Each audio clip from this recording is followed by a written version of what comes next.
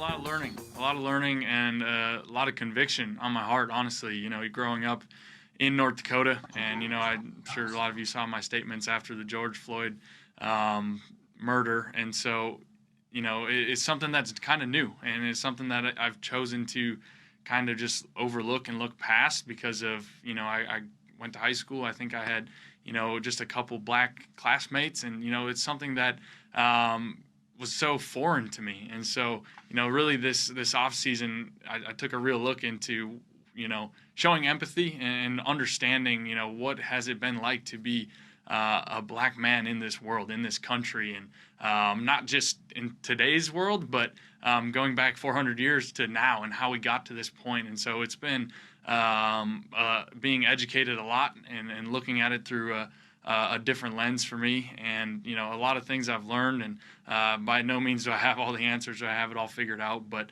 it's really heavy on my heart, and a lot of guys' hearts in this locker room for sure.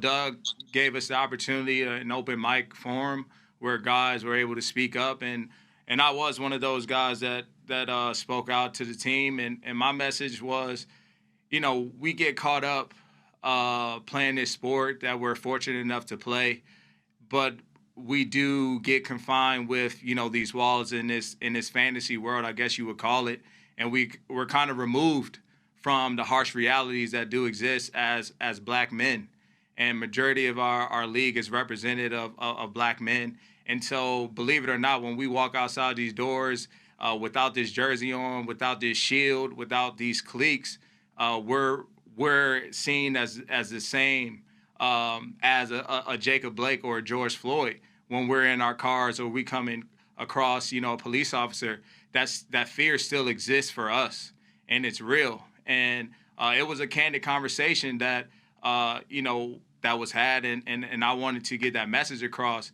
And the fact that us as black men, man, we're fortunate enough to have this platform, fortunate enough to where we're able to touch so many people, but be the voices of our communities there being impacted, because that could have well been our brother, our sister, our children, our mom or dad. Let's just, be real. And so that was just what I wanted to get across. And more importantly, what are we going to do as an organization? How are we going to represent this city and be an example potentially for this country to follow?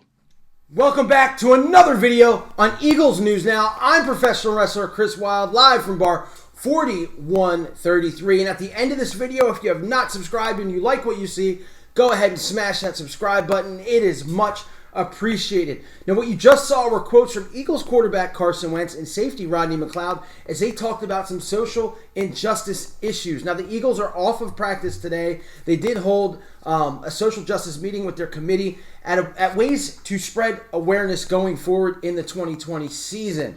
What I want to talk about today is yesterday's practice, as the big news that came out was left tackle Andre Dillard is now out for the season with a biceps injury. I did a video yesterday just on that subject, was very distraught and quite frankly pissed off as the Eagles just sustained another season-ending injury like we have for the past 3 or 4 years, starting to get old. After rethinking things and really looking at what we have on that offensive line, it is possible that the Eagles might have gotten addition by subtraction. That's right now that Andre Dillard, who has, let's be honest, was getting eaten up in practice, is now out. Jason Peters goes back to his natural position, the one that he's going to go in the Hall of Fame for, at left tackle, and Matt Pryor now starts at right guard. Pryor, of course, was at right guard for a couple games last year when Brandon Brooks went out, so the offensive line is familiar with this guy, and he didn't play bad. I think he's going to do a good job. So it does erase some of those question marks that were in there. So for the short term, they're going to be okay. Now, is Jason Peters going to be able to play all 16 games? Probably not. So Jordan Mailata is going to have to step up, as Big V is now a Detroit Lion. However, in the long term, this really kind of screws the Eagles, as we have no idea what we have in Dillard, who was a first-round pick last year. Now let's get to some news and notes from yesterday's practice. As I will talk over a couple of clips. The big thing yesterday was Deshaun Jackson versus Darius Slay.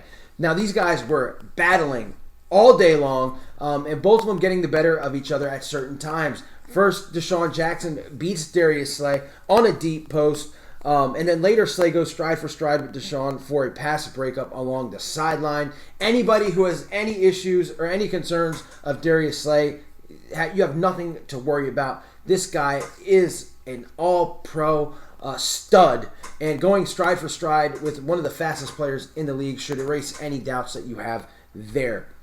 Let's talk about number 11, Carson Wentz. Very good day for him. He had some really nice plays to Deshaun Jackson, like we just talked about. J.J. Arcega-Whiteside, there's that name again. Zach Ertz had a really awesome one-handed catch. And Jalen Reagor continues to impress and look unstoppable on slant routes. Also, speaking of Reagor, he had showed some blocking skills, which got his teammates talking. So this guy, Jalen Reagor, just seems to be looking more and more like an all-around player who just had a bad quarterback in college. Now, we haven't played any games yet, but we are just 16 days away. 16 days away from the first game of the 2020 season for the Philadelphia Eagles as they play the Washington football team. Again, just crazy to think about. Literally 2 weeks away, the Eagles have their first game. Let's talk about another wide receiver that is impressing, and that's John Hightower, as he had the highlight catch of the day, probably the highlight play of the day, that when he caught a 50-50 ball in the end zone from Nate Sudfeld. I really like Hightower, Quez Watkins, and Jalen Reagor, and I told you I think they're going to make an immediate impact on this team. Deontay Burnett, another wide receiver that seems to have good plays every day, had another impressive leaping catch on a throw from Carson Wentz. This guy, will he make the team? It's hard to say with the wide receivers that they have. And I don't think he'll last on the practice squad. 22 years old, made plays last year in that stretch run leading up to the playoffs for the Eagles. Man, it's going to be really hard for him to make the team, but I definitely think that he does deserve that. Adrian Killins is making a case for that fourth running back spot that I told you I think Elijah Holyfield's going to get. However, he also showed in practice why he might not make it. On one play, he blazed through an open hole with a nice run, and then on a play where the hole seemed to open up, he got absolutely clotheslined to hell from Rasan Ridgeway. So you're not going to get many broken tackles from a guy like Adrian Killins. I still believe that Elijah Holyfield, the most intense guy in practice from what I hear, is going to get that spot.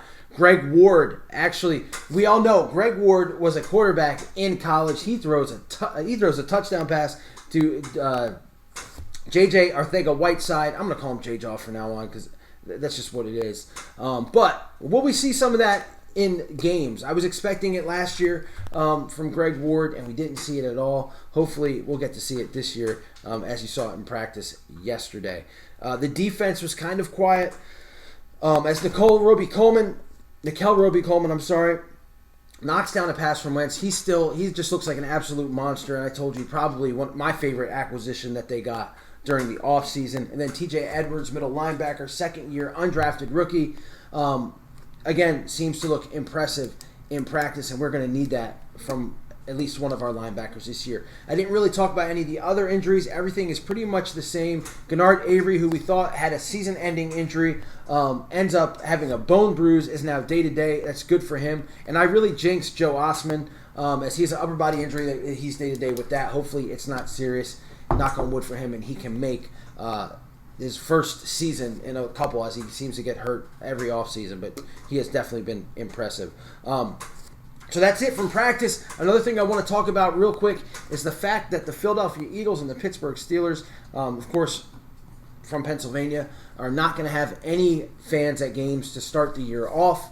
I have no issue with that because people that I've talked to, fans I've talked to that have went to every game for years have said even if they're allowed, they're not going to because of COVID-19. However, I do think it sucks that other teams like the Dallas Cowboys, like the Kansas City Chiefs, like the Miami Dolphins have already said that they're going to have fans at their games. I think it's an unfair advantage, and that Roger Goodell should have made a blanket statement whether they're going to be fans at games or they're not going to be. I just don't think it's fair for the teams that aren't going to have fans. Again, it's an unfair advantage, but just another obstacle that this team is going to have to get over with. Guys, that's all I have for you guys today. I'm going to go watch the Phillies face the Nationals on Jackie Robinson Day, one of my favorite days of the year to watch baseball because everybody has number 42, and Jackie Robinson is one of my favorite players of all time. You talk about a trendsetter. You talk about a guy that absolutely changed the way sports are. Jackie Robinson was that guy, and I can't wait. I'm going to go watch it. Hopefully the Phillies actually win and the bullpen doesn't crumble like they usually do. But that's it, guys. Stay safe, stay healthy. Go Birds. The Eagles practice tomorrow. I will be back, and I'll see you later. E-A-G-L-E-S, Eagles! E-A-G-L-E-S, Eagles! I need Eagle Nation to stand